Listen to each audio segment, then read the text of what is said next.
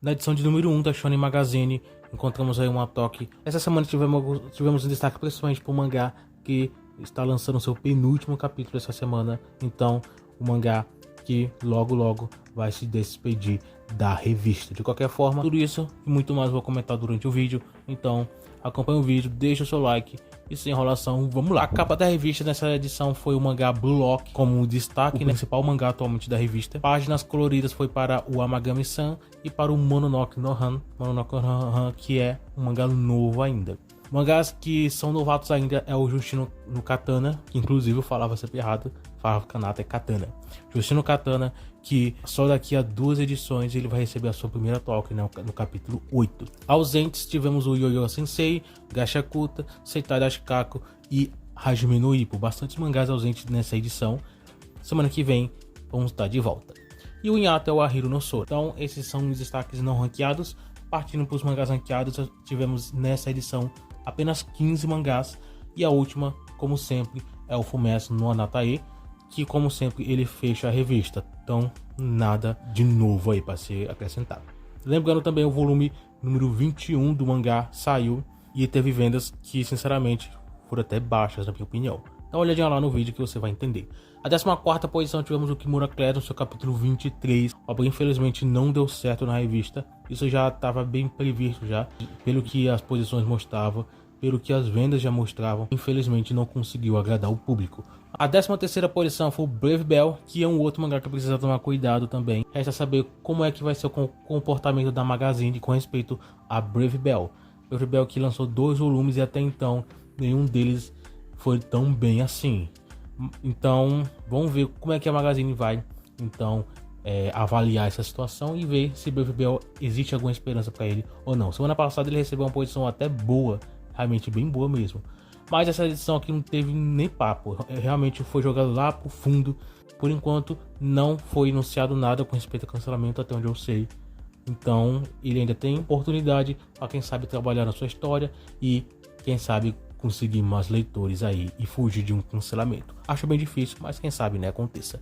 A 12ª posição foi o Kaku no Inazuki, que nas últimas edições recebeu posições boas, mas aqui recebeu uma posição um pouco mais baixa, que não é nada tão sério assim. Você conhece Kaku no Inazuki, sabe a importância que o mangá tem para a revista. Não é um dos grandes, mas tem sua importância, vende bem e vai continuar em publicação por um bom tempo, aparentemente. Até onde eu sei, o autor nem sequer anunciou que a obra está chegando no fim, né? Então a gente sabe que ainda vai ter bastante chão até essa obra encerrar. E para a 11ª posição tivemos o Shanks La Frontière, que um detalhe bem interessante que eu começo a perceber na Magazine, já percebi há um bom tempo, é a forma que a Magazine ranqueia os mangás. Por exemplo, diferente da Shonen Jump, os mangás mais populares sempre ficam na parte de cima, independente. Algumas vezes reveza um pouco, né? Mas normalmente está na parte de cima. Já a Magazine é diferente. A gente percebe, por exemplo, que o Fumetsu no Anatae ele sempre fecha a revista. Ele não é um mangá tão popular assim, um dos grandes populares da revista. Então eu acho que ele ser o último mangá da revista é uma estratégia de leitura, né? Para os leitores pelo menos chegar até o final. Aqui a gente, por exemplo, encontra Shanks La Frontière nas últimas posições. Um mangá de extrema importância, de extrema popularidade, e que a Magazine bota ele nas últimas posições. Provavelmente também para fazer com que pelo menos os leitores vão até a parte final da revista, né? Para pelo menos ler o mangá e se interessar por outros também. Uma estratégia, né, de leitura da revista. Shanks La Frontière é um dos principais mangás da revista na atualidade, vende muito bem. Aproveitar esse hype é sempre importante. A 10ª posição foi o Kuroya Medaka, que nos últimos volumes ele deu uma pequena quedinha, mas nada tão grande, pelo menos ao meu ver. Kuroya Medaka ainda tem muita coisa para entregar e eu acho que sim, o mangá pode entregar coisas boas no futuro. Mas por enquanto, a gente não tem como prever nada, né? Eu já venho falando muitas coisas com respeito ao Kuroya Medaka nas edições anteriores e espero muito que o mangá ele consiga aí se popularizar. Recomendo muito a leitura do mangá porque é interessante, legal. Você pode gostar também. A Magazine tem muitos mangás na temática, né, dos Hong Kong, dos romances, e Kuroya Medaka é mais um deles, mas que sim, é uma obra muito interessante. A 9ª posição foi o Megami no Café Terrace, que é um outro mangá aí da temática de Hong Kong, que faz sucesso na revista e tem tudo aí para crescer ainda mais. No mais, não tem muito o que a gente falar sobre o mangá, mas uma coisa é certa, o mangá, na minha opinião, vende bem e pode melhorar muito com o tempo, pode conseguir mais leitores, pode conseguir mais sucesso. E eu acho que aqui ainda não é o ápice que o mangá alcançou. Para a 8ª posição tivemos o Kanan-sama Komori Shoroi, que é um dos também que tem uma temática de romance, mas ele tem uma pegada um pouco mais no weight, no gag e tudo mais. Mas de qualquer forma ainda também tem uma popularidade até legal. Ele não é um dos grandes mangás, as vendas também dos volumes não são tão grandes, mas eu acho que sim, ele também é um outro que tem altas expectativas e pode sim, no futuro, quem sabe, né, a gente poder ver esse mangá se popularizando ainda mais. Por enquanto é um mangá bem morno, que entrega pouco no quesito popularidade, mas se tudo der certo as coisas vão melhorar. De qualquer forma, Kanan-sama é um mangá, na minha opinião, bem mediano atualmente na revista. Ele recebe posições até boas, né, de vez em quando, mas talvez, assim como por exemplo o Shangri-La Frontier, uma estratégia da revista para, quem sabe, atrair mais os leitores para o mangá. Isso mostra também até que a própria Magazine se interessa para fazer com que os leitores se interessem pela obra, chamar a atenção dos leitores para esse mangá. Então vê potencial nesse mangá. Então é um mangá que eu acho que sim tem um bom futuro pela frente. Para a 7ª posição tivemos o Mayonaka Heart Turn, que falando de um mangá que tem um bom futuro pela frente. Mayonaka é um desses mangás que se encaixa nesse ponto também. Ele está se iniciando ainda, lançou só um volume, mas as expectativas, pelo menos as minhas expectativas para esse mangá são muito boas, são muito altas. Espero muito que esse mangá consiga se popularizar. O volume 2 ainda, até onde eu sei, não foi anunciado quando vai sair, mas eu espero muito que o mangá consiga elevar mais as vendas a partir do volume 2, a gente consiga ver esse mangá se popularizando, ganhando destaque. A revista tá dando maior atenção para esse mangá, merecido também, né? O mangá recebeu, se não me engano, a primeira posição na edição anterior. Aqui ele caiu um pouquinho, mas sinceramente não é nada tão grande, ele tá numa posição boa ainda. Eu acho que a Magazine precisa e deve manter o mangá nessa zona mais intermediária para cima, porque assim os leitores vão se interessar mais pela obra, né? Vai chamar mais a atenção de novos leitores e a obra só vai crescer cada vez mais. Então, na minha opinião, Mayonaka é um dos mangás novos aí que merece muito destaque, pode sim se tornar um dos grandes da revista no futuro.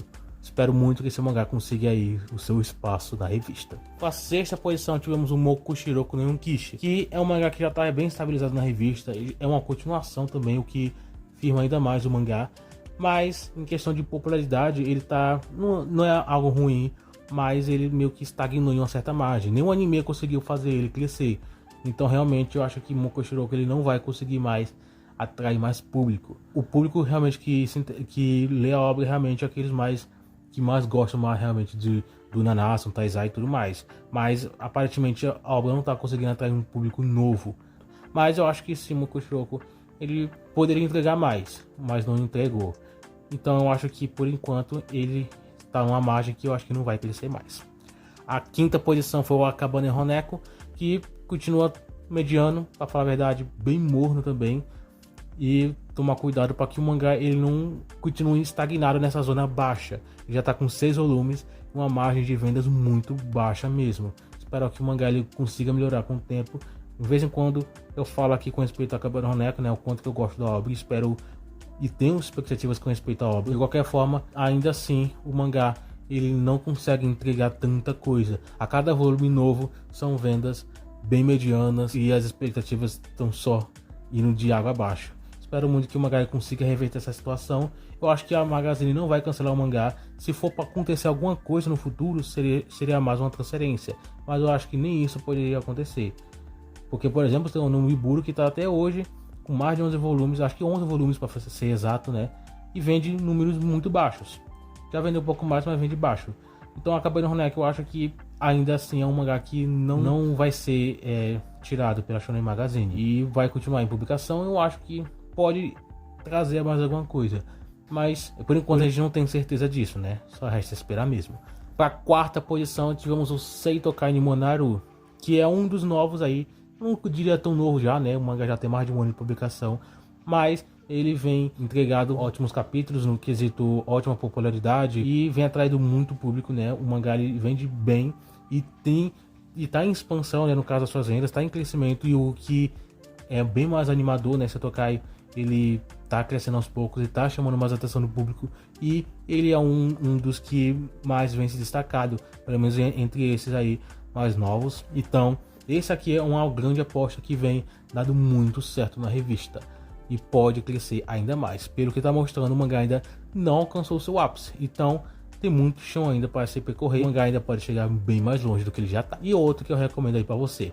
Agora, a terceira posição, tivemos o mangá Eden Zero. O Eden Zero é um daqueles que é difícil de explicar, porque ele, como eu já falo, né, o autor, ele consegue entregar até histórias até legais, porém, pelo menos em Eden Zero, ele não conseguiu atrair o público. Mesmo com a forma que ele teve com Fairy Tail, com Eden Zero não foi a mesma coisa. Isso só mostra que não importa o quão boa obra você faça, se você faz uma nova obra, isso não é motivo suficiente para que ela consiga fazer tanto sucesso quanto a outra. E esse autor não é não o principal exemplo, tem outros exemplos aí de autores que fizeram obras extremamente populares, mas quando foi fazer uma outra, não foi tanto assim. Mas Eden Zero, apesar de tudo, recebe uma boa atenção na Magazine, e o mangá não é tão popular, mas tem a sua importância.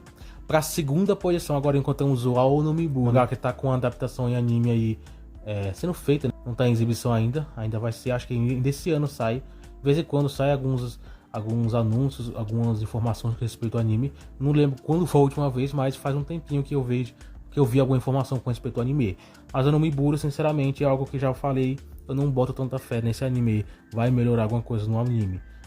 Tudo pode acontecer, né? Mas as minhas expectativas não estão tão altas. Mas de qualquer forma, Aonomibu, pelo menos, ele recebeu uma boa atenção aqui, o que mostra que a própria Magazine ainda bota fé nesse mangá. Eu não boto tanta, mas a Magazine pelo menos tem os seus motivos, né?